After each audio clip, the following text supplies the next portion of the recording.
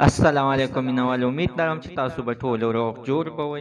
په آریان دوربین خواجه سارا باندې عزتمن اخر چا قاتلانه حمله وکړه. راځئ مینوال دغه قاتل ګرفتار شو، دغه خبر تاسو سره موږ په دې ویډیو کې شریکو. ما سره دا ویډیو تر اخره پورې وګورئ چې تاسو ته پوره معلومات در ورسیږي. دې معلومات نه مخکې راول زه تاسو ته دا یادونه وکړم، تاسو کو چینل زموږ په دې سوپر کلیک چینل کې نوي وئ، چینل هم نوي سبسکرایب کړئ. مهرباني وکړئ تاسو زموږ د سوپر کلیک چینل د سره سبسکرایب کړئ، خوا کې ورسره د ټلۍ نشان ووهئ چې هر یو نوي معلوماتي ویډیو تاسو ته په اسانۍ باندې در ورسیږي.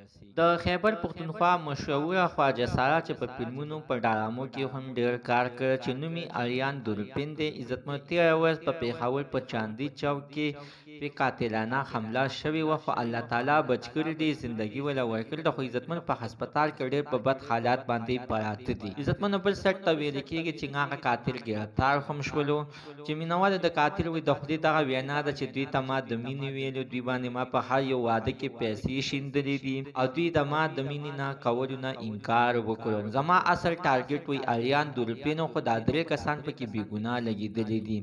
مینوال بل سټ ته دا ویل کېږي چې یعنی دغه خبرونه دروغ دي، په دې کې څه رښتیا نشته. تر اوسه پورې قاتل لا نه دی ګرفتار شوی او قاتل د ګرفتارۍ په تفتیش کې شروع دي. انشاءالله تعالی زر ته زر به دغه قاتل ګرفتار شي او دغه ته او آریان دوربین خواجه سارا ته به دوی ته به یعنې خپل انصاف به میلاو شي او بیا به د دغې وجوهاتو پته هم ولګي چې اخر ولې دوی باندې ډزې کول او اخر دوی یې ولې ایسته. عزتمنو نن سبا چې څوک ډېر سخت مشهور شي او په ترقۍ باندې روان شي، بیا ورته څوک نشي کتلی، یا یې وج یا عزتمنو دغه شانتې کنډم کې چې نن څنګه آریان دوربین یې په خپو باندې ایستې ده او کنډمه کړې ده، په هسپتال کې ډېر په بد حالات باندې پرته ده. وسایل عزتمنه حسینه او نینو هم پراته دي.